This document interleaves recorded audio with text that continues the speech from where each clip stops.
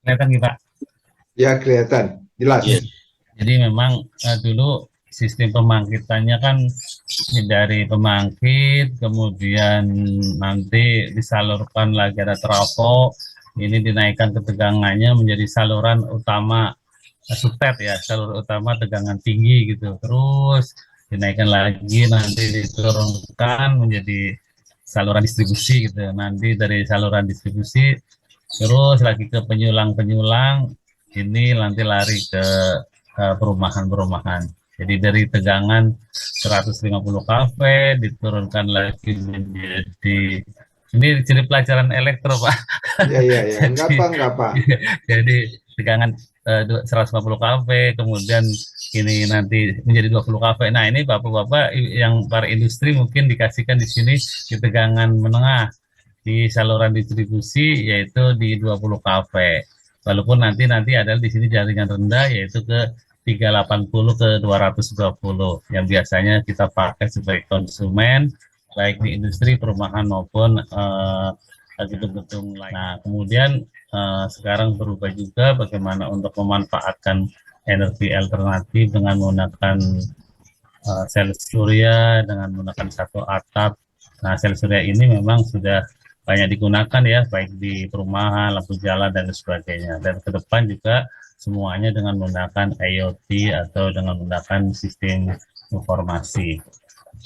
Nah, memang perubahan-perubahan ini ya sekarang pada posisi industri 4.0 ya, kemudian jadi perilakunya adalah perilaku society 5.0 yang tadinya memang dari society itu adalah perlakuan manusia dari berburu, bertani, bercocok tanam sama era industri.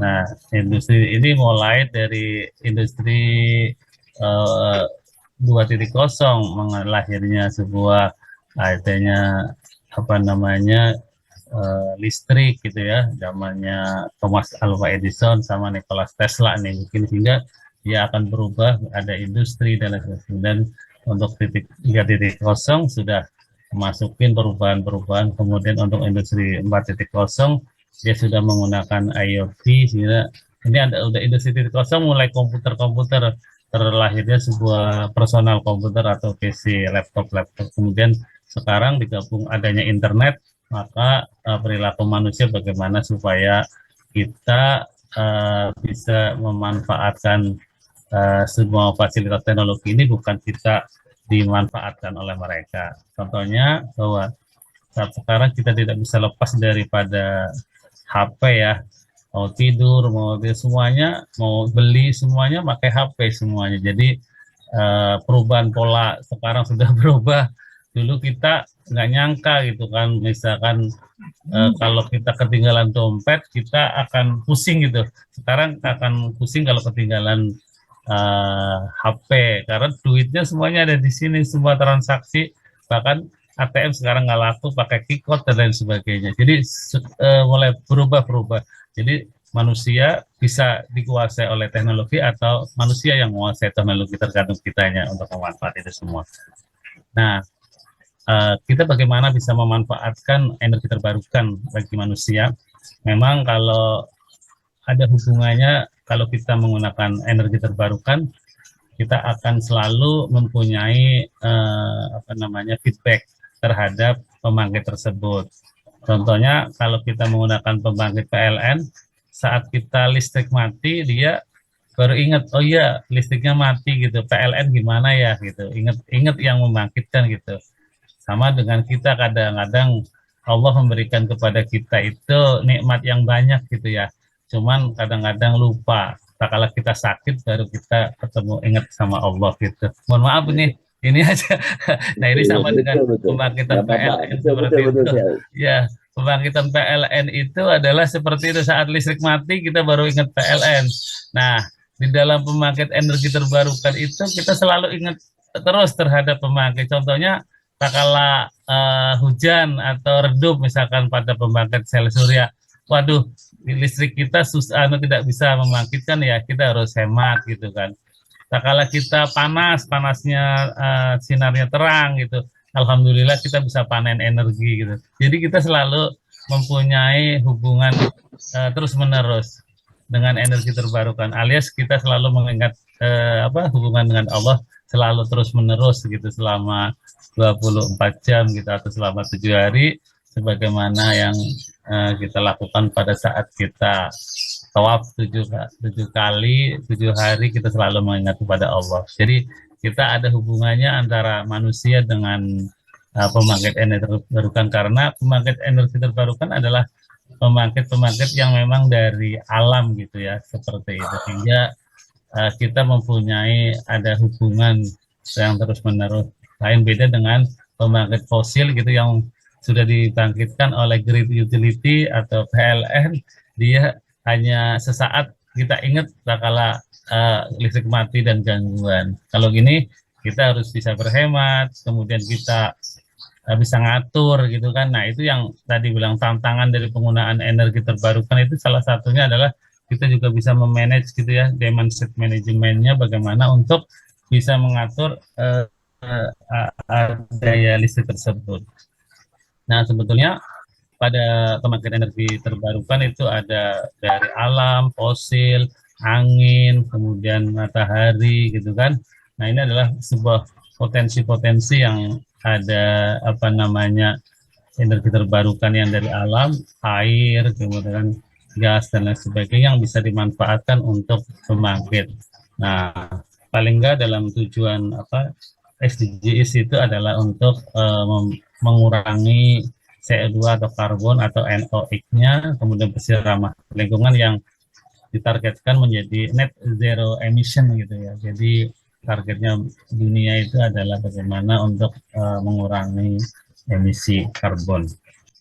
Nah, sebetulnya ini ada sedikit ayat yang saya diajarkan oleh Pak Wasasi.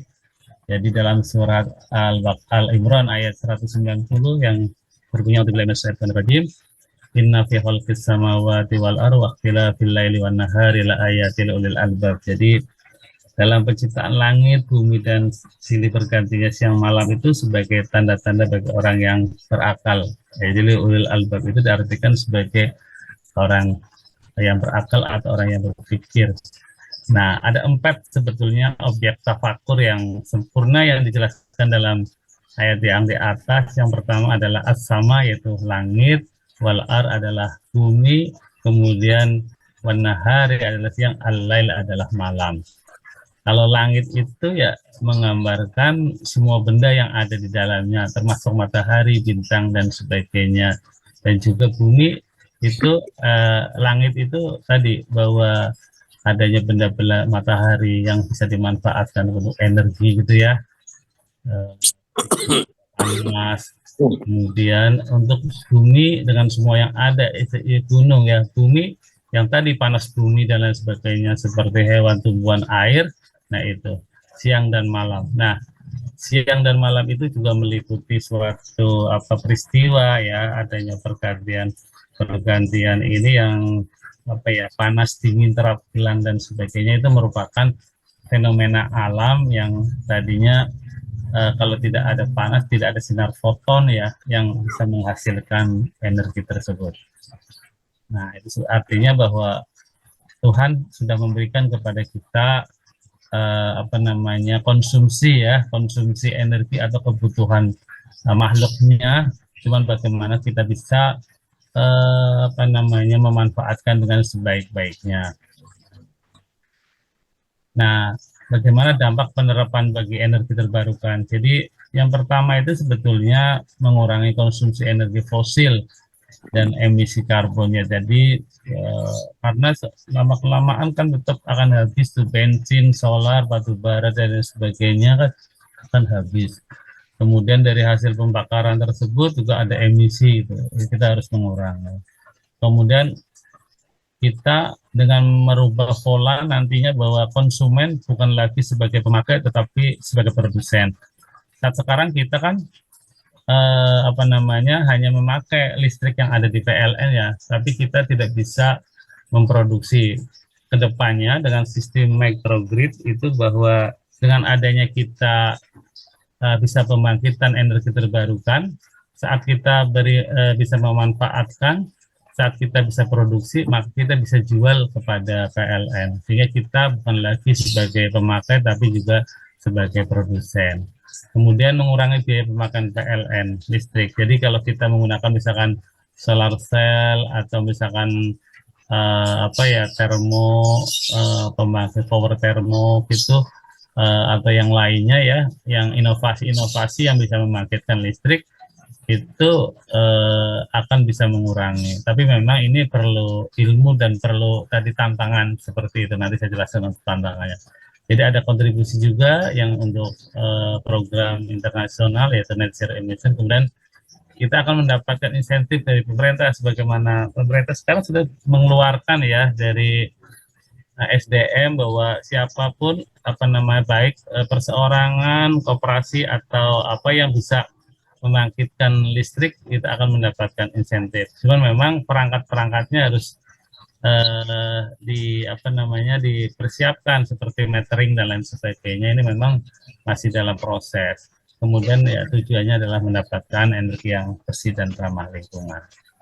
Nah, untuk sistem infrastruktur energi sel surya adalah seperti ini. Jadi memang ada dua sistem kalau kita masang sel surya di rumah. Yang pertama namanya sistem off-grid. Jadi dipakai untuk diri sendiri, tidak terhubung dalam PLN gitu. Jadi ini misalkan kita punya sel surya, kita punya angin, nanti kita punya baterai, kemudian karena ini peralatan-peralatan ini menggunakan tegangan harus bolak-balik ya, sehingga kita perlu inverter. Tapi kalau tegangannya ini harus searah, dia cukup langsung dari ini langsung ke pemakai seperti itu. Nah, untuk kedepannya yang sudah dipakai ini adalah sistem namanya sistem on grid. Jadi bagaimana kita memasang pembangkit ini apabila kita punya sel surya atau wind turbine atau yang lainnya bisa terhubung dengan PLN. Artinya apa? Kalau kita punya pembangkit 1000, kemudian kita membangkitkan minta di PLN pasang listriknya 1200, berarti kita punya kemampuan 2200. Namun kalau misalkan kita memakainya 500, berarti power yang ada di PLN adalah stop. Ya, kemudian kita hanya dipakai dari sel surya atau wind turbine. Bagaimana kelebihan dari yang 500? Kelebihan dari 500 ini diberikan kepada PLN yang tadinya akan mendapatkan insentif. Nah, ini adalah perlu metering yang yang sudah smart ya. Kalau metering yang sekarang memang belum kompatibel, jadi belum bisa seperti pada token. Jadi malah kita dianggap sebagai beban, padahal kita memberikan, tapi dianggap sebagai beban. Tapi kalau kita masih meterannya pakai puteran itu yang dulu kiringan, itu malah bisa Bapak Ibu. Jadi dia karena dia berdasarkan arah fluk ya, nanti misalkan puternya ke kanan, kalau PLN nanti kalau disuplai oleh putar ke kiri, sehingga akan mengurangi counter atau biaya pemakai. Namun kalau yang elektronik belum bisa. Jadi khusus nanti PLN akan memberikan PV satu atap yang kurang lebih sekarang peraturannya adalah dibatasi juga ternyata 15% dari daya terpasang. Namun ini masih dalam kajian ya beberapa supaya ditambahkan agar leluasa pemakaian dari pembangkit tenaga energi terbarukan. Ke depan memang saat sekarang untuk penggunaan energi terbarukan sangat mahal Bapak Ibu. Jadi jauh. Jadi kita kalau pasang sel surya itu ya 1 meter persegi itu maksimal bisa mampu hanya 80 sampai 100 WP Bapak Ibu. Sedangkan harganya kan mahal ya itu. Jadi masih belum belum ada inverter. Tapi nanti kedepannya ada yang disebut dengan grid parity. Artinya apa? Harga rupiah per kWh PLN makin lama kan makin naik terus. Nah, ini karena produksi dari sel surya, dari wind turbine itu banyak, akan turun.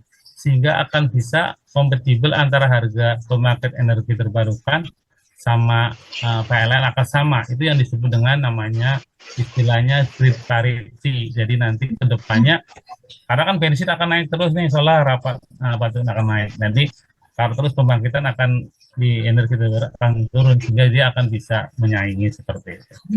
Nah, ini adalah sistem microgrid yang saya tadi jelaskan, di mana kalau sebuah daerah misalkan terdapat air yang banyak, kemudian angin atau di situ ada namanya apa ya, waduk atau apa air gitu ya, danau, kita bisa pasang PV, karena PV itu juga kan perlu lahan ya, makanya mungkin Cirata akan bikin 1 MW dengan menggunakan PV terapung, jadi kalau 10.000 aja berarti 10 meter persegi harus dipasang seperti itu ya. Kalau 10.000 ya 100 meter persegi. Nah, itu yang akan berat itu kan, walaupun memang sekarang teknologi sel surya itu sudah mengalami perubahan ya, baik strukturnya dari mulai monokristal, polikristal, kemudian apa namanya thin film, kemudian yang terakhir adalah bifasial. Bifasial itu adalah dua permukaan yang bisa dibangkitkan. Nah, ini pembangkit ini jadi satu. Kemudian ini ada kontrolnya Bapak Ibu. Jadi supaya untuk mengatur kalau misalkan ini nggak mampu semua drop, ini digabung dengan PLN atau grid utility. Itu yang disebut dengan jaringan listrik mikro atau kecil-kecil tapi nanti bisa mandiri seperti itu. Nah, ini salah satu smart grid pertama di Indonesia yang di Sumba Barat ya. PLN ini ada sel surya, ada air yang digabung menjadi satu seperti ini.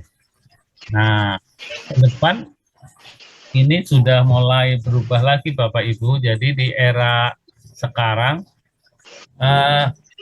listrik nanti kayak ini Pak, kayak provider telpon.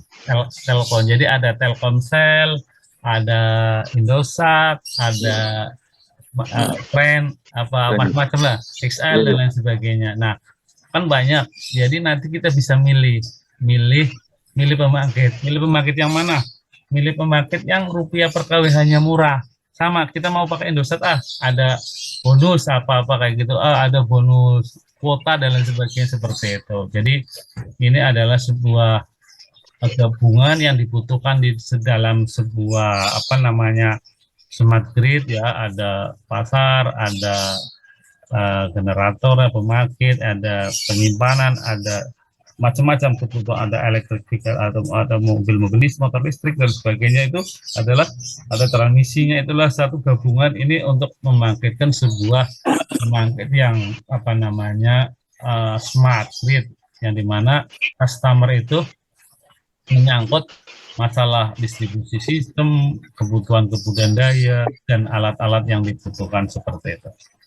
Nah, ini kedepannya jadi kita sudah menggunakan apa namanya cyber layer. Jadi pada ininya di IoT ya Bapak Ibu. Jadi tadi yang disebut dengan era 5.0 itu semuanya menggunakan internet. Jadi kita akan menggunakan nanti datanya disimpan di apa cloud gitu. Nanti saya mau pakai apa milih gitu. Nanti pembangkitnya nanti dari masing-masing jaringan akan mensuplai seperti itu. Inilah seperti itu. Jadi sebetulnya ini tujuannya bagaimana mengintegrasikan energi terbarukan, kemudian bagaimana meningkatkan customer, kemudian untuk reliability, kemudian untuk apa ya, peningkatan untuk efisien dan lain sebagainya. Nah, itu adalah hal-hal yang berkaitan dengan energi terbarukan. Jadi tantangannya juga tadi Bapak Ibu bahwa misalkan pasang sel surya. Jadi pasang sel surya juga tidak pasang doang kan, ada perawatan. Bagaimana kalau masangnya nggak benar? Nanti bagaimana kalau dia kena apa ditelekin burung apa sebagainya, itu juga ada perawatan. Nanti kita diskusikan aja dah. Kemudian ya ini mohon maaf, saya itu walaupun dosen tapi kadang-kadang saya hobi Bapak Ibu. Jadi Bapak ini ada beberapa hasil penelitian yang dipakai di masyarakat industri. Nah, ini saya buat, misalkan ini adalah eh, alat pelepas beban. Jadi kasusnya memang tadinya di kampus itu dayanya kan 126 kVA gitu kan. Kemudian eh, gensetnya cuma 50 kVA gitu. Jadi gensetnya itu tidak bisa memikul beban-beban semuanya. Bagaimana supaya kita tidak usah menambah genset lagi, kemudian bagaimana kita tidak menambah daya di PLN. Akhirnya beban-beban AC ini yang berat-berat kita pasang kontrol. Jadi kalau misalkan listrik mati, yang nyala hanya penerangan saja. Kemudian AC-AC-nya beban-beban yang kayak chiller, heater dan pemanas lepas gitu. Jadi tetap kita tidak menambah Jadi saat listrik mati beban-beban berat lepas. Ini harus dikasih otomatis. Jadi beban-beban yang berat seperti AC, heater hanya dipikul oleh PLN saja. Kemudian yang ini saya buat ini untuk biasanya ini latar belakangnya biasanya karena ada kasus, kemudian saya berpikir misalkan kalau kita kadang-kadang di masjid di tempat ibadah, kadang-kadang orang khutbah itu kan lama gitu, kultum lama, kemudian kita setting aja ada tandanya nih, misalkan kultum ya 7 menit, saya setting 7 menit, kemudian nanti ada tandanya peringatan ada akan habis seperti itu, terutama nih saat Ramadan gitu. Nah ini yang berkaitan dengan energi terbarukan. Nah ini salah satu dulu waktu saya S3 adalah mengembangkan sebuah namanya converter, DC converter. Jadi orang lain bikin ini sebagai inverter, saya rubah sebagai converter untuk membangkitkan penyaluran listrik yang pada energi terbarukan, Bapak. Ya, jadi tadinya kan misalkan tegangannya kecil, bagaimana supaya tegangannya besar, supaya beban-beban listrik yang pakai sekarang tidak usah diganti. Maka saya buat namanya DC to DC converter.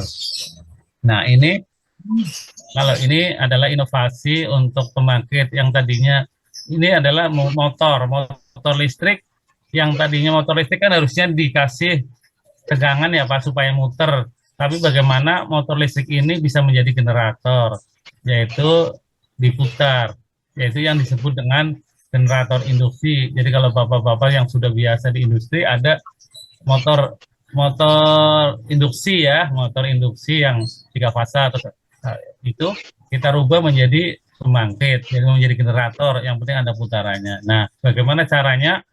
Caranya nanti dikasih eksitasi sel, namanya sel excitation, jadi eksitasi diri sendiri. Jadi kalau generator kan ada magnet permanennya kan, nah sedangkan motor nggak ada magnet permanennya, maka dibuat nanti dikasih kapasitor. Kalau bapak itu. Nah ini untuk alat peraga untuk anak-anak ya, biasanya pengenalan untuk industri, kontrolnya bagaimana. Nah ini juga di energi terbarukan untuk mengisi baterainya. Nah ini adalah sebuah tadi yang disebut microgrid. Ini adalah sebuah jadi sistem, ini saya dibuat di UI Bapak Ibu. Jadi ini waktu saya disertasi S3-nya, nah ini alat ini adalah digabung dengan ini Pak. Jadi ini misalkan ini ada pembangkit angin, kemudian ada PV digabung sama PLN, jadi saling terkoneksi seperti itu. Nah ini kita buat kontrolnya. Kemudian yang ini memang berkaitan dengan alat kesehatan. Jadi ini saya buat sebagai alat pengangkat mayat gitu. Yang tadinya ini adalah kalau kita mayat-mayat yang sudah untuk forensik atau untuk anatomi disimpan ada 2 penyimpanan. Yang pertama dengan sistem kulekas, yang kedua dengan sistem formalin. Nah, sistem yang paling murah adalah sistem formalin, kemudian juga lebih awet gitu ya. Nah, ini kemudian disimpan di sini, dia kalau ngangkat pakai tangan Bapak. Akhirnya kita punya pengembangan bagaimana dengan menggunakan katrol. Dan dengan katrol ini dia sekali angkat tidak satu-satu. Ya, saya kolaborasi dengan dokter, mintanya diangkat sekali 8 lah. Ini simulasi pakai kantong-kantong. Jadi ini 8 mayat, bahkan ini ada 14 ya diangkat, tapi dengan menggunakan remote. Jadi dokter dan apa namanya pembantu medis kan nggak mau tuh repot-repot kayak gini. Jadi ya maunya langsung pencet, langsung ini tarik. Nah ini kita buat di Fakultas Kedokteran ini. Nah yang ini adalah mesin bari Bapak itu. Jadi mungkin yang di industri Pat-Pat, Pak, Kosasi Astra itu kan untuk Pat-Pat CU45, apa yang itu untuk apa namanya, ada bari-bari ya, ada bari yang ada di meter itu dari aluminium, biasanya dikikir gitu ya. Kemudian saya bikin alatnya pakai ini diatur, ada motor pengaturannya, yang pengembangannya sudah ada. Ini tahap kedua, sebetulnya saya sudah 5 tahap untuk menjadi alatnya. Nah ini adalah sebuah alat juga. Jadi setelah dikikir, dihaluskan, itu kan disemprot pakai kompresor. Nah, kompresor itu biasanya pekerjaannya satu-satu Bapak Ibu. Tapi ini minta dari customer supaya sekali ini 5. Jadi saya bikin alat cat ininya 5 sekali cas, seret-seret gitu. Jadi langsung bersih 5. Kemudian ke depan yang on progress adalah alat pengencer formalin otomatis. Ini gambarnya belum tak share. Terus alat produksi tulang otomatis ini berkaitan dengan kedokteran ya, karena ini mahal sekali biasanya alat-alat kedokteran, sehingga dokter punya inovasi kalau dia diramu sendiri Bapak Ibu. Kalau beli cairannya per liter sampai 250 sampai 300 lah per liternya, sedangkan kebutuhan ini banyak berapa liter. Nah, nanti dia dicampur lah formalin, glukosa, terus apa namanya ada alkohol dan lain sebagainya, itu resepnya dokter. Nah, saya cuma menerjemahkan dengan nanti menggunakan program, maunya berapa menit per liter, terus dicampur ini, dicampur Aquades, nanti jadinya begini, akhirnya digunakan sebagai bahan ini. Kemudian setelah ini mayat ini sudah lama buat praktek-praktek ini kan tidak boleh di ini ya, langsung dibuang kepada tanah gitu. Kemudian tulangnya itu sebagai apa namanya, pembelajaran. Nanti tulangnya itu sisa-sisa ini direbus Bapak, makanya direbus, nanti buat pembelajaran. Nah, alat perebusnya ini minimal 24 jam dengan suhu tertentu, jadi nanti direbus gitu. Nah, sebagai kemudian beberapa peralatan lain, conveyor dan lain sebagainya otomatis. Dan mungkin alat-alat yang kami buat itu akan ada inovasi, misalkan conveyor itu orang lain mungkin buat biasa gitu, tapi ini digabung dengan IoT Bapak. Misalkan saya mau kirim ke Pak Kosasi 100, saya pencet 100, nanti conveyor jalan sendiri, kemudian selesai keluar surat jalan begitu. Jadi ada sesuatu yang seperti itu. Itu aja mungkin Bapak untuk hari ini, berbagi apa ya, cerita aja lah. Tapi ini semuanya ya bukan karya saya pribadi ya, semuanya juga beberapa kontribusi dari teman-teman semua yang membuat saya menjadi terinspirasi. Oke, terima kasih Mas Budi. Ya, banyak sekali manfaat dari keberadaan ilmu itu ya. Jadi bahkan ada listrik sekarang itu kita pakai PLN, nanti sebentar lagi mungkin nggak lagi PLN, bisa kita pilih ya apa mau seperti Telkomsel gitu ya. Oke, nah ini alhamdulillah ada Pak Isyaf Ghazali nih yang insya Allah pada tanggal 6 Desember akan kita kunjungi. Nah kebetulan Pak Isyaf Ghazali juga membuat alat-alat kesehatan yang berkaitan dengan elektrik. Jadi antara Mas Budi dengan Pak Isyaf ini nyambung nih. Nah, mungkin untuk komentar pertama saya minta tolong Pak Isyaf ya. Kemudian siapa aja yang ini yang insya Allah Pak Isyaf nanti kita ketemu insya Allah. Assalamualaikum warahmatullahi wabarakatuh. Waalaikumsalam warahmatullahi wabarakatuh. Terima kasih Pak Kosasi atas kesempatannya. Salam kenal untuk Pak Budi ya. Salam Pak Yan, semua Pak Wan Fauji, Pak Oku, dan yang lain-lainnya. Iya Pak. Ini mengenai energi terbarukan, saya memang tertarik juga ya. Di kita tuh di Indonesia ini kan kaya dengan apa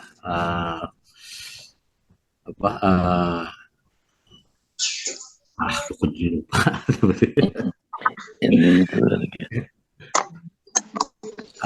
Kita kaya dengan energi terbarukan lah ya, katakan gitu kan. Salah satunya mungkin biomasa ya. Ini biomasa kita itu berlimpah gitu. Saya ambil contoh sekam aja Pak, sekam padi. Sekam padi itu sampah Pak, dibuang-buang, bahkan penggilingan padi itu berlebih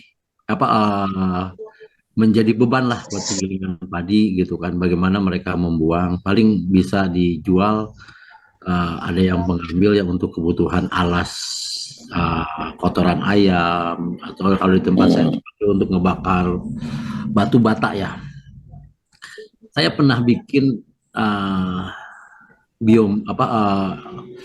pirolisis Pak, biomasa ya. Jadi kita gunakan generator pirolisis untuk menghidupkan genset dengan sekam, dan alhamdulillah udah berhasil gitu kan, sampai hidup gitu kan. Jika ada masalah-masalah yang kita tangani, misalnya tarnya yang lain-lain, dan itu ternyata saya kerjasama dengan UI waktu itu untuk membuat pirolisis gitu kan.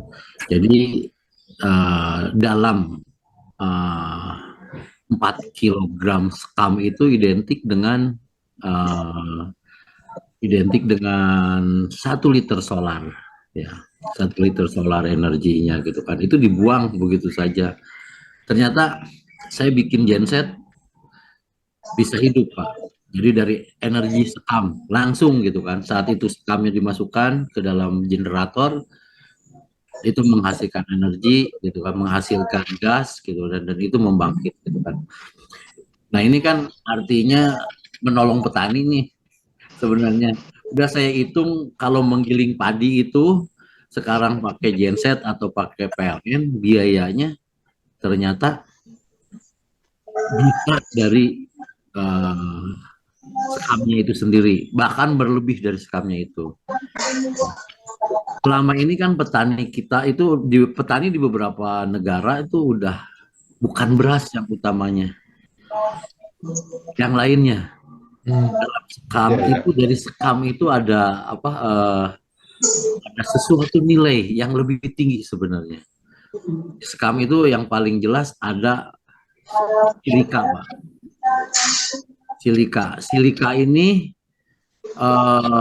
paling murni. Kita mungkin ke depannya solar cell ini bisa dibikin dari sekam padi di kita, cuma nggak ada yang inisiasi aja karena kemurnian silika dari sekam ini, dari padi ini sangat mendekati 100%, karena tidak ada kontaminasi. Kalau kita ngambil dari tanah ada kontaminasi Fe dan lain-lain gitu kan.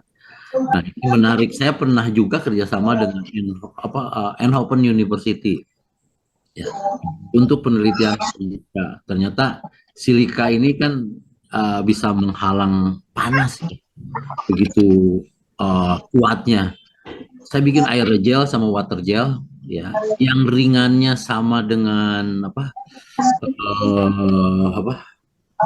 ringannya sama dengan styrofoam ya, lebih ringan dari styrofoam gitu kan, tetapi dia bisa menghalang api, bahkan 1 senti tebalnya kayak styrofoam begitu, disimpan di tangan, disemprot pakai lasan api, lasan gas ya, gas, semburan gas yang ada kayak kayak lasan lah, seperti itu, semburan gas kan ada tuh, mantik gas gitu kan. Itu tidak panas sama sekali, tidak tembus, cukup dengan 1 senti itu dari sekam. Di beberapa negara juga memang ini bisa jadi purpura ya. Purpura itu salah satu untuk kita beli purpura kita itu dari luar kalau nggak salah, padahal di sekam kita tuh banyak gitu kan. Cuma kelihatannya riset ke situ agak sulit kali ya gitu kan. Itu jadi biomasa itu kan bukan hanya dari apa bukan hanya dari sekam padi aja, kita ranting-ranting aja. Ya kebetulan saya juga pernah studi mission ya ke Jerman gitu kan mengenai energi efisiensi. Mereka energinya mereka memanfaatkan barang yang gratis adalah buangan kayu esteger ya. Mereka buangan kayu esteger dibuat untuk pemanas pada tertentu pada musim dingin mereka dibuat untuk pemanas ruangan yang didistribusikan steam yang didistribusikan ke rumah-rumah. Jadi pada saat musim panas mereka gunakan untuk pembangkit listrik gitu kan. Jadi mereka cukup energi terbarukannya mungkin udah lama, itu saya lakukan mungkin 15 tahun lalu gitu kan, tapi waduh saya bilang kenapa di Indonesia berlimpah, setiap hari aja ada yang motong pohon apa di pinggir jalan, itu energi semua yang kita dibuang gitu kan. Ya itu Pak, jadi harusnya memang kita bergerak ke situ gitu. Sayang sekali kita ada di Katulistiwa ya. Yang kedua juga mungkin kita kelihatannya pemerintah juga belum serius ya di PLN terutama gitu kan untuk terima. Kita kan ada eksim ya Pak, listrik eksim ya, ekspor impor ya. Jadi mereka akan beli dari panel surya berapa persennya, masih berapa persen gitu. Kalau nggak salah cuma 40 ya. 15 apa gitu sekarang ya. Dan sosialisasinya juga kelihatannya setengah nggak niat karena sebenarnya PLN sendiri nggak butuh energi sekarang. Kelebihan Pak. Lagi surplus gitu kan. Mereka beli berapa megawatt megawatt hour gitu kan.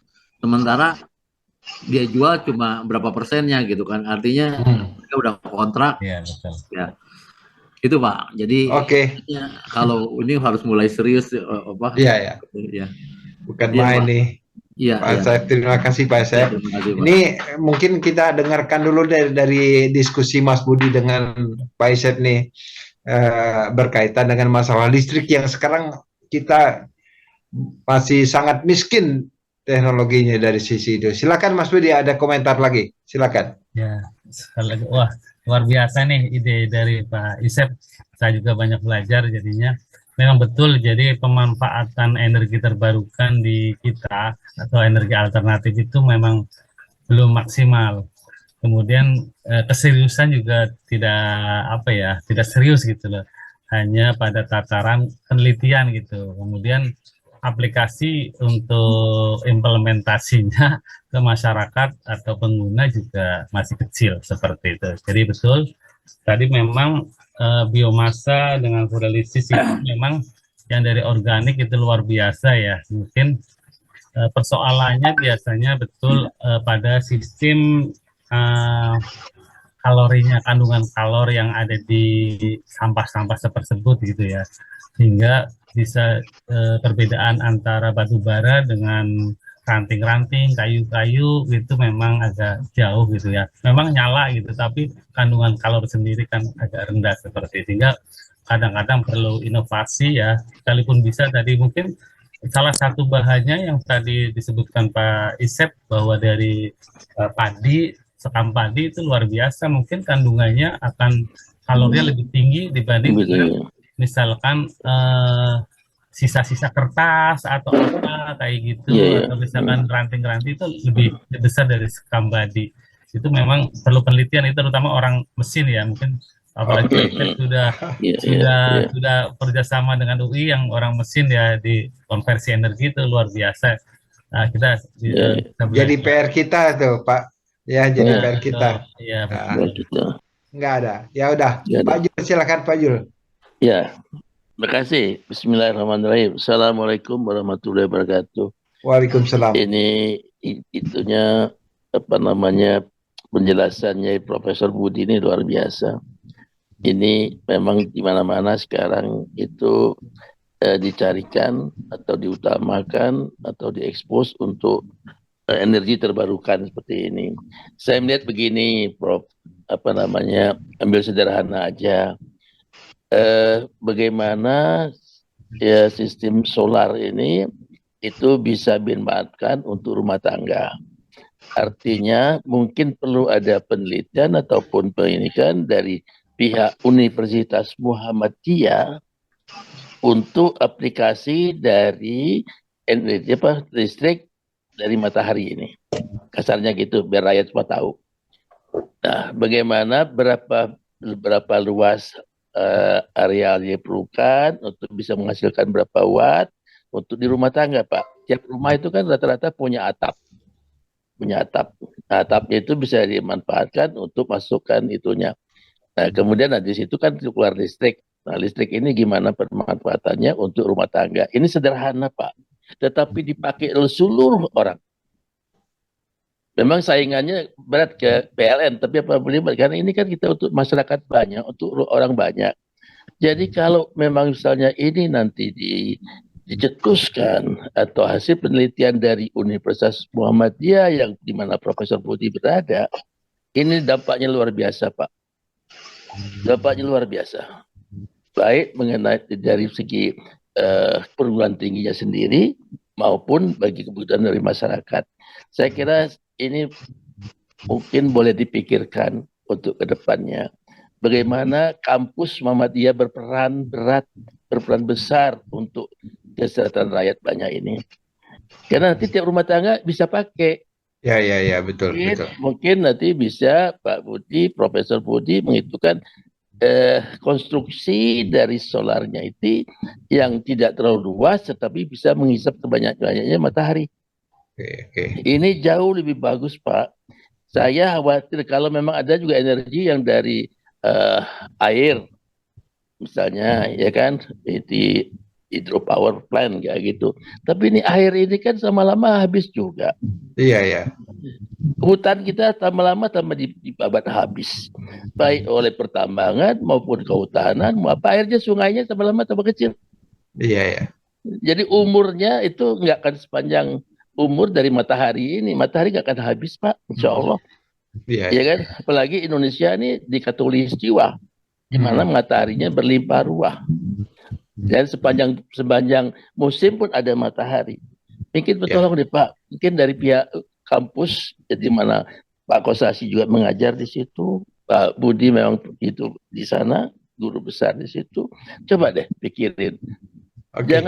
Jangan hanya ITB, IPB segala macam itu, Pak. Coba Muhammadiyah. Mari kita lihat itu kan, kita bantu semuanya sehingga Muhammadiyah bisa merakyat.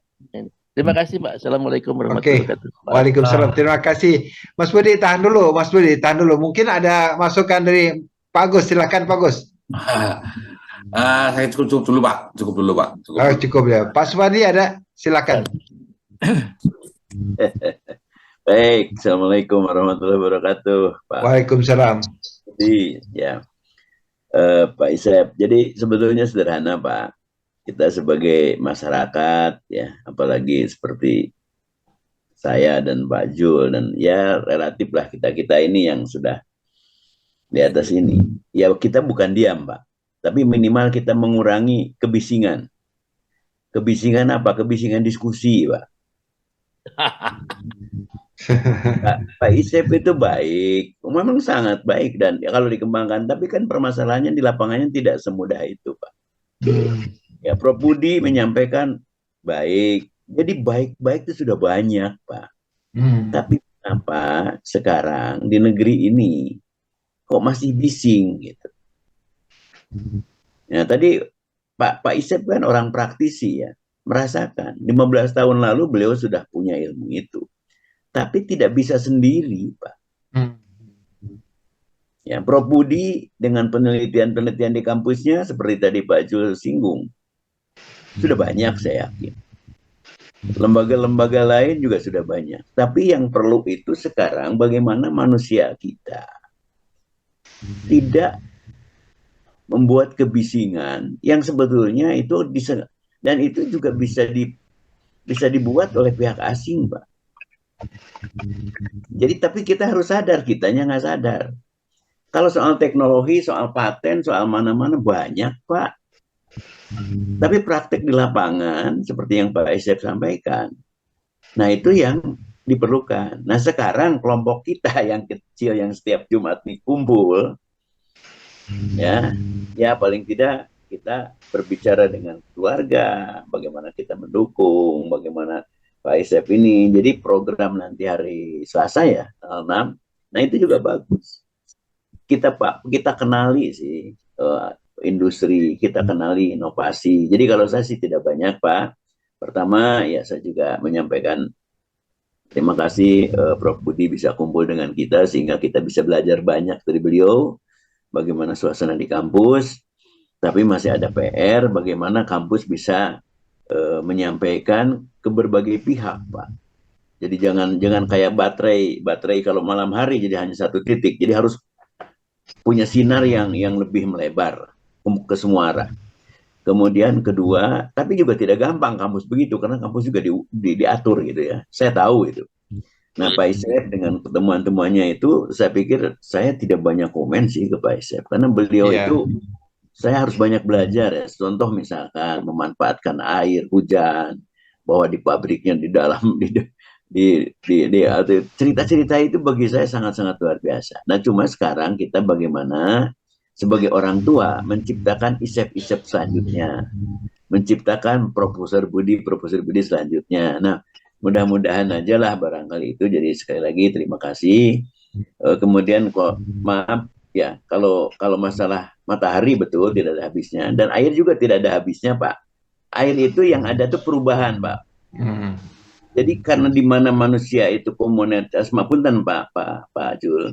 Yang dimaksud Pak Jul itu memang satu area itu bisa jadi kekurangan air karena tapi airnya secara ya itu sebetulnya ada. Tetapi ketika kita dibutuhkan di satu tempat tidak ada air. Sekarang di Jakarta ya itu juga sudah terancam air tanahnya dan segala macam. Sebetulnya tapi airnya berpindah Pak. Nah ya betul. Misalkan kemarin ada tulisan Pak Erwin bagus sih. Di ini nggak tahu teman-teman baca nggak? Ya. Tapi itu kan kritik ya. Kritik itu sah. Tapi bagaimana yuk kita salurkan kritik itu? Karena mungkin kita mari kembangkan berpositif thinking atau berpositif pikiran mindset kita. Tapi tidak menambah kebisingan suara-suara yang nggak jelas, yang akhirnya tidak bisa melaksanakan apa-apa gitu. Iya. Ya kemarin saya banyak juga ngobrol dengan Pak Isep ya soal TKDN. Maksudnya bagus tapi di lapangan kok jelek gitu ya. Makanya salah. Banyak lagi. Nah hal-hal ini ya kita mau mulai dari mana ya? Gitu. Jadi barangkali pertemuan-pertemuan ini sangat bagus sekali ya. Terus saja ide Pak Jul betul, Pak Jul dengan spiritnya bagus tidak salah bahwa yuk yang maju itu bukan hanya ITB UI gitu ya. Nah, alhamdulillah Pak sekarang itu sudah tidak lagi melihat apa ya perguruan tinggi itu negeri atau swasta Pak. Karena yang keluar itu yang dibutuhkan tuh bukan hanya ijazah, tapi ijazah plus. Nah plusnya itu apa? Kompetensi Pak. Kompetensi. Ketika masuk ke satu perusahaan yang ditanya, Anda lulusan mana? Tidak Pak. Tapi Anda punya keahlian apa sebagai seorang insinyur? Anda keahlian apa yang sebagai seorang ahli hukum? Keahliannya. Jadi kalau universitas itu sekarang menjadi tempat berpacu, tempat mengasah, menilaikan dan mudah-mudahan terus terang saja Prof. Budi ya, saya baca banget karena saya pernah membuat satu tulisan kebutuhan lah. Itu tentang inovasi itu kita itu paling rendah, bukan paling rendah, kita termasuk di atas nomor 80 Pak di dunia. Artinya inovasi kita masih kurang. Tetapi kalau penelitiannya banyak Pak. Nah itu mengapa misalkan hasil penelitian itu tidak langsung berpraktek? Tadi dicontohkan juga oleh Pak. Ya barangkali itu saja dari saya. Oke, makasih Pak. Mungkin Pak Ian mau kasih Pak Ian atau Pak Wan Pauji mau kasih masukan. Silakan. Ya, bisa dengar Pak? Bisa. Assalamualaikum warahmatullahi wabarakatuh. Waalaikumsalam warahmatullahi wabarakatuh. Maaf Pak, tadi keputus saya internetnya ini baru nyambung lagi. Jadi saya tadi pas penjelasannya Pak Isep ya. Tadi belum sampai selesai, tapi yang pertama juga dari Pak siapa tadi Pak yang ini? Pak Budi. Pak Budi. Ya Pak Budi. Saya juga dengarnya sepotong Pak, tapi saya juga mau bertanya juga ini kan masalah pengembangan ini Pak. Kita kan lagi galak-galaknya untuk kendaraan listrik nih Pak. Jadi masalahnya saya sudah mencoba Pak dengan rakitan lokal itu misalnya baterai terus apa ini. Nah jarak tempuhnya itu masih kalah kita dari buatan-buatan luar Pak. Jadi jarak tempuhnya saya nyoba yang 350 watt ya. Terus apa namanya ampernya yang 10 AH-nya ya 10 AH ya 350 watt terus pakai baterai yang 36 volt ya 36 volt 6 AH itu hanya bisa 40 km Pak itu sudah harus ngisi lagi.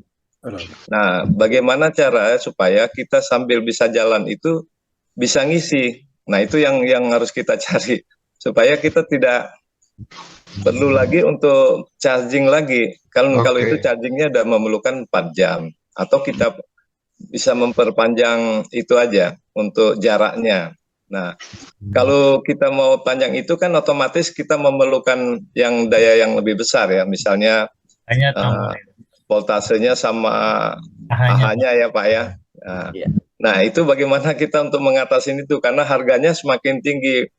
Ininya semakin mahal harganya. Sedangkan saya mencoba di yang kelas-kelas yang di bawah supaya masuk harga. Karena persaingan harga ini sangat berat, Pak. Contohnya ya, kita sepeda MTB itu yang harganya sekitar 7 jutaan. Nah, kita kalau buat sendiri kayaknya ngos-ngosan ke arah 7 jutaan itu. Tapi target saya memang menjualnya sekitar 7,5 juta. Nah, apa yang dibuat Eran itu saya tanya berapa? Itu dia buat bisa jualnya 14 juta. Nah, kalau pasaran 14 juta, mungkin orang udah berpikir nggak laku. Ya, untuk sepeda motor gitu kan. Nah, makanya saya harus targetnya ya kalau bisa menjual kalau yang kecil-kecil yang kayak yang series memang dia sekitar 5 jutaan, tapi dia kan bentuknya nggak inilah, kurang ini. Nah, kalau yang saya buat ini ya bisa untuk laki, bisa perempuan. Tapi dengan harga yang bisa murah. Nah, teknologi ininya yang perlu kita pikirkan ya, mungkin ide-idenya. Ya, mungkin itu aja dari saya Pak. Lain-lain. Makasih Pak Wan. Jangan lupa nanti dibuka kita diskusikan lagi pada tanggal 6 ya, Pak Wan. Insya Allah Pak Isep. Satu lagi yang saya kasih Pak Oku deh. Pak Oku silakan Pak Oku. Ya, terima kasih. Pak Sasi, dan itu Pak Budi, Pak Isep, terima kasih itu ilmunya. Sebenarnya itu saya sudah coba itu bikin biogas, gas metan. Ya. Jadi gas metan itu pakai mikrobiologi yang anaerobik. Dan saya bilang itu yang gas metan itu seperti sistem bikin kentut. Jadi ternyata itu masukin ke air dan airnya itu kan masukin ke sampah-sampah organik yang sudah dihancurkan dan kasih kotoran sapi yang itu sangat bermanfaat. Sebenarnya itu bikin itu asrama taman mini ya itu cukup berhasilan ya itu satu. Jadi tentang kalau mengenai tadi bilang itu ya matahari ya tidak terbatas. Dan kalau di rumah saya pakai itu ya water heater dari matahari itu sangat bagus. Dan menurut saya kalau untuk matahari itu kalau itu ya kombinasikan water heater itu mungkin energinya mungkin lebih efisien gitu. Dan juga ada kalau di Jepang sudah dibangkitkan itu ya bikin ada alat membangkit listrik dari saluran air yang kecil itu juga ada. Jadi sebenarnya teknologi itu banyak. Dan tadi Pas Pandi bilang ya bising-bising gitu kan. Bising-bising maksudnya ya saya tanggapnya NATO itu kan no action talk only gitu ya. Ya, ya, ya. Ya, jadi itu sebenarnya saya pengen bikin suatu masyarakat ya seperti satu RW lah kira-kira ya. Satu RW yang menggunakan itu teknologi yang sudah ada gitu. Misalnya seperti yang tadi sistem bikin kentut, atau misalnya saja bikin insinerator kecil. Dari insinerator kecil, ya tentu saja karena bakar ada panasnya. Ya panas itu dimanfaatkan seperti apa. Jadi sebenarnya Indonesia itu sangat bagus. Ya, yang tadi itu ada ranting-ranting juga ya. Di rumah saya juga itu pohonnya itu kan cepat tumbuh. Dan saya sering-sering bikin ranting-ranting, potong ranting-ranting. Apalagi kalau buah-buah, misalnya buah jambu ya, jambu air itu kalau panen banyak sekali banyak yang buang. Buang-buang itu dimasukin ke sistem kantut itu. Ya, jadi ya boleh juga di kampus Muhammadiyah juga itu yang harus ada wadah yang coba gitu. Ya. Jadi jangan NATO, tapi coba dengan skala kecil. Tadi ada itu small grid atau misalnya middle grid lah. Jadi, jadi di kampus atau di satu RW itu sampah-sampah itu tidak buang ke TPA, tapi sampah-sampah dikumpulkan. Dan kalau yang insinerator bakar. Dan juga kalau yang sampah organik itu dimasukin ke sistem kentut itu. Jadi sebenarnya dengan grup ini mungkin bisa bikin middle grid lah. Jadi harus ada percobaan. Kalau namanya orang, kalau namanya manusia, kalau tidak lihat kenyataan tidak mau percaya. Ya, jadi mudah-mudahan kita bikin itu suatu percobaan yang siapa saja bisa melihat gitu. Ya, ini ide saya. Terima kasih. Oke. Aduh, ini banyak nih pertanyaan nih. Mas Budi, sekarang giliran Mas Budi ini ya untuk memberikan masukan. Silakan Mas Budi. Ya, terima kasih semuanya, Pak Tul, Pak Supandi, kawan, Pak Oku, luar biasa nih, terus Pak Isder juga ya. Saya juga di sini bukan menjadi narasumber Pak, saya jadi belajar gitu, karena terus terang tadi bahwa dunia akademis itu kan berbeda dengan dunia lapangan, sehingga apa yang dikatakan Pak Zul tadi bahwa kampus kita perlu intinya adalah bagaimana untuk bisa mengeksploitasi ya untuk Muhammadiyah itu bisa bagaimana bisa menerapkan lah teknologi itu kepada masyarakat, bukan hanya kampus perguruan tinggi saja. Kemudian tadi untuk Pak Supandi intinya memang kita harus kolaborasi ya, tadi betul ada Pak Isep, ada di kampus, ada Pak Prian juga tadi, bahwa ada Pak Rahid juga yang sering kampus juga. Iya. Memang nanti memang ide-ide yang seperti dari Pak Isep tadi, misalkan dia bikin tentang serbuk yang silika itu salah satunya ya tadi sebagai peredam, kemudian juga bisa nanti untuk bahan untuk PV ya, solar cell-nya itu bisa dikembangkan seperti itu juga ada ini juga. Kemudian nanti ide-idenya mungkin nanti tadi itu kan bagaimana misalkan seperti sekam itu tergantung mungkin dibantu teknologi lain, ditambahin baterai untuk bisa menyimpan energi. Memang perlu inovasi-inovasi tersebut gitu ya. Kemudian untuk Pak Oku tadi memang bahwa betul kita memang harusnya tidak NATO. Saya setuju nih, jadi grup ini mungkin ada sebuah ide nanti misalkan Pak Isep punya ide di daerah Ciganjur ada satu RW energi lah kayak gitu. Jadi sebuah percontohan RT aja atau yang komunitas kecil gitu. Jadi sebagai rural area gitu, sebagai desa binaan kita, yang desa binaan energi, mungkin Pak Kosasi sebagai promosinya, promotornya untuk desa energi RT energi lah kayak. Jadi memanfaatkan tadi energi terbarukan, energi alternatif seperti tadi aliran air. Kemudian untuk Pak Wan itu mengenai ini ya Pak, sepeda listrik atau electrical vehicle. Jadi memang bagaimana cara untuk memperpanjang daripada lama pemakaian. Kalau dilihat dari rumusnya kan jarak sama dengan kecepatan kali waktu gitu. Nah kecepatan kali waktu itu kan sangat dipengaruhi juga nanti ada beban juga.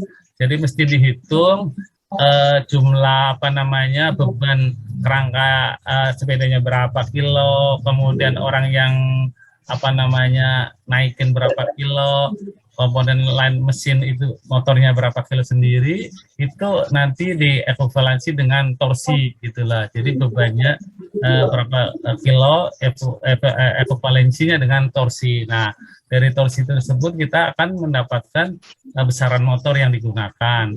Nah, untuk besaran motor yang digunakan, berarti kita kalau dapat arusnya berapa? Misalkan 2 ampere. Kalau 2 ampere, kalau kita punya aki 10 Ah, berarti cuma 5 saja waktunya, 5 jam habis gitu kan. Nah, seperti itu. Jadi kalau ingin memperpanjang, artinya kita memperbesar kapasitas Ah-nya. Namun tadi bisa ada inovasi bagaimana saat jalan tapi bisa mengisi. Ada 2 alternatif. Yang pertama kita menggunakan misalkan sistem elektriknya. Jadi saat kita turun yang tadinya motor dirubah menjadi generator. Jadi dia bisa ngisi aki. Yang kedua dengan cara mekanik yaitu digoes gitu. Nah, jadi nanti ada sistem otomatis motor dapat berubah menjadi generator. Saat kita turun kan kita seperti pada level ini Pak, water pass. Ada nanti kontrolnya kalau turun dia akan mengejas untuk aki. Tapi kalau naik ya pakai atau datar dia bisa pakai gayos atau motor. Jadi mungkin ada beberapa alternatif. Kalau memang Pak Wan Fauzi harus ada inovasi baru tadi. Jadi kalau yang lain mungkin motornya hanya digunakan sebagai motor saja, tapi ini motor tersebut karena kan menggunakan BLDC apa ya, BLDC. Ya, betul. Jadi nanti harus dirubah gitu, bagaimana supaya itu motor sebagai generator lah seperti itu. Jadi inovasi ya. Oke. Boleh Pak, nanti sepedanya saya bawa ke sana Pak. Boleh nanti kita coba-coba Pak. Wah, bagus sekali kalau saya. Nanti kita diskusikan di bis ya. Jadi nanti ini luar biasa ya sebagai ide-ide dan Oke. Pak, ini banyak hal yang nanti kita diskusikan lebih lanjut pada waktu nanti kita berangkat sama-sama. Dan hari ini alhamdulillah ada salah satu relawan yang juga gabung baru 2 hari pulang dari Cianjur. Nah, bisa memberikan pencerahan mungkin pada kita berkaitan dengan itu. Kemudian Pak Isep mungkin sedikit sekarang ini diinformasikan kondisi terakhir ya, khususnya untuk jalan sehingga kita bisa putuskan kita mau lewat puncak apa lewat Jonggol. Itu. Silakan. Saya pertama dulu Ustaz Hikmah. Ya, silakan. Ya Pak, mohon maaf. Untuk jalur ke Cianjur sekarang udah normal Pak. Oh ya, alhamdulillah. Udah normal, semuanya udah jalan seperti biasa gitu Pak. Alhamdulillah. Ya, alhamdulillah. Ya. Jadi kita bisa lewat puncak ya? Bisa lewat puncak ya. Alhamdulillah. Saya juga alhamdulillah udah aman lah semua. Tinggal kasihan aja mereka rumah-rumahnya. Sekarang tidur di tenda dan itu butuh waktu lama kelihatannya untuk bisa ngebangun ya. Betul. Gitu. Ini cukup besar gempanya rupanya. Dan memang gempanya di daerah pusatnya di Cianjur sendiri. Mungkin gempanya kecil ya. Gitu. Iyalah mudah-mudahan bisa recovery. Ya, silakan Ustaz. Bismillahirrahmanirrahim. Assalamualaikum warahmatullahi wabarakatuh. Waalaikumsalam. Alhamdulillah di hari Jumat yang berkah ini saya mendoakan diri saya pribadi dan kita semua semoga Allah senantiasa memberikan kesehatan dan juga melindungi kita dari berbagai macam keburukan-keburukan diri kita dan bencana-bencana alam. Karena Saya baru 2 hari yang lalu Pak Isep kembali dari Cianjur, tidur di tenda-tenda pengungsian, merasakan gempa yang terakhir kemarin waktu kita rapat di BNPD, gempa yang terjadi setiap hari di Cianjur itu Pak 300 kali gempa, baik yang terasa maupun yang tidak terasa. Jadi kadang-kadang kita sementara giat nih lagi memberikan dorong logistik, tiba-tiba goyang. Saya nggak bisa membayangkan bahwa pada saat terjadi gempa yang pertama itu, terutama ini cerita sedikit ya Pak, mungkin 2 menit ya. Ada santri di salah satu pondok, ada 400 lebih santrinya, sementara belajar, tiba-tiba gempa, kemudian roboh nih atap-atapnya, meja tempat dia belajar itu Pak pada terpelanting semua. Mereka lari menyelamatkan diri. Kebayang kepanikan anak-anak santri usia SMP, teriak-teriak, ada yang patah kakinya, ada yang berdarah kepalanya, ketimpa bangunan. Dan seperti yang Pak Isip tadi sampaikan, di daerah Cigania itu hampir 80% bangunan rusak. 80% bangunan rusak. Rumah pada roboh, kemudian masjid-masjid pada rusak semuanya. Ada juga yang retak-retak tapi tidak bisa lagi dimanfaatkan. Anak-anak Pak di sana itu di Cianjur, yang di daerah Cigania itu sekarang belajar online, bukan karena virus COVID, tapi karena sekolahnya pada rubuh. Sementara sekarang ini, pekan-pekan ini adalah pekan-pekan ujian bagi mereka. Santri-santri itu masih pada berantakan baju-bajunya, belum ada yang dirapikan karena masih terus gempa, dan belum ada yang berani tidur dalam rumah, dalam bangun, karena masih sering, skalanya sangat kecil tapi sering terjadi seperti itu, dan trauma ya. Rata-rata yang terasa sehari 2 kali Pak gempa. Iya, betul. Ya. Malam Jumat saya ngerasain kabur dari gedung, mencoba tidur dalam gedung, tiba-tiba gempa goyang bangunan. Malam-malam jam 2 itu kita kabur hampir. Masya Allah. Bagaimana dengan saudara-saudara kita di sana? Makanya pas saya pulang kemarin Pak Isep, hari Kamis, jalan udah normal. Cuman memang kalau di kota Cianjurnya mungkin jalan yang kita lewati nanti agak sedikit terhambat dengan kadang-kadang ada bantuan logistik dari dari relawan-relawan. Agak tersendat-sendat di situ aja sih. Rombongan iring-iringan partai biasa Pak, partai-partai pada datang, pasang spanduk jelang-jelang. Dan yang bawa bantuan itu 1 mobil yang bawanya, tapi yang ikut 13 mobil gitu ya. Iya Pak, yang bikin ramai juga itu Pak saya bawa sekalian, ini Pak wisatawan bencana, turis bencana. Bawa 1 mobil bantuan, Indomie sama pakaian bekas, ini juga pakaian bekas musibah ini. Musibah di atas musibah ya, numpuk itu pakaian bekas jadi sampah di sana ya, jadi ngotorin kampung. Terus iring-iringannya ada itu bikin macet, selfie, ya Allah karim, saya bilang ini orang saudara-saudara kita sudah tertimpa bencana, datang bawa bantuan pakaian bekas, buang sampah ke sana. Ya mungkin dia ingin memberikan perhatian, simpati, cuman nggak tepat ya menurut saya ya, bikin macet jalanan dan seterusnya. Makanya nanti Pak Isep mohon izin Bapak sekalian, kalau diizinkan setelah berkunjung ke tempatnya Pak Isep, kita akan berkunjung ke salah satu lokasi atau posko pengungsi, ya sekedar kita datang memberikan sedikit perhatian buat mereka, insya Allah sangat bermanfaat Pak. Saya lihat,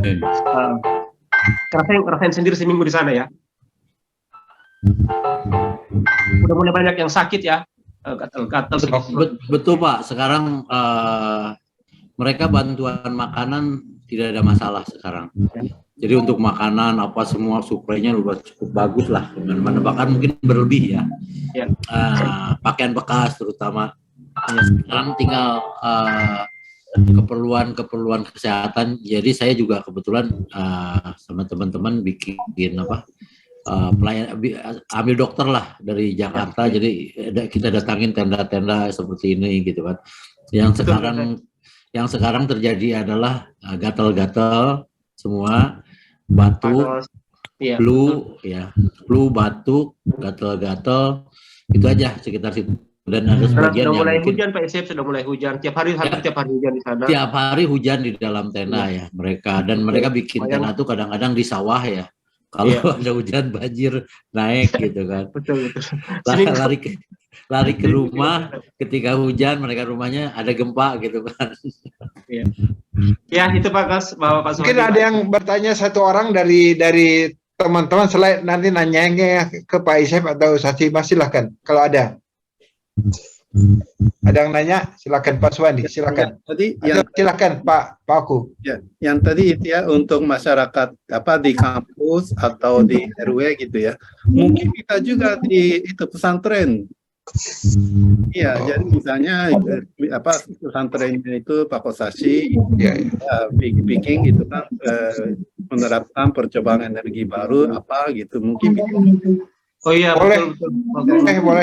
Boleh nanti di pondok itu di Taruna Insani itu banyak sampah kan, 1 minggu udah penuh ya, itu bisa digunakan seperti yang tadi disampaikan oleh Pak Oku. Saya kira itu sebagai praktek yang ya teorinya Pak Prof ini. Ya. Saya kira ada yang lain? Cukup, Pak. Cukup ya. Saya kira cukup. Dan kita ketemu untuk pertemuan pekan depan, khusus kita bicara hasil kunjungan kita. Karena itu Pak Isep dan teman-teman semua yang hadir, yang insya Allah hari ini pada ikut semua, itu bicara berkaitan dengan hasil kunjungan. 2 hal yang saya ingin sampaikan. Pertama, apa yang implementasi dari kunjungan kita besok, ya tanggal 6. Kedua, ya apa yang kita bisa lakukan untuk selanjutnya. Saya kira itu aja Pak Isep, Pak Oku, Pak Wan, Pak Budi, Pak Hikmah, dan Pak Jul, Pak Supandi, dan yang lainnya, ya Pak Arif juga. Dan sampai ketemu lagi pada kesempatan datang. Bagi yang ini mari kita tutup dengan sama-sama membaca kafaratul majlis. Subhanakallahumma wa bihamdika asyhadu an la ilaha illa anta astaghfiruka wa atubu ilaik.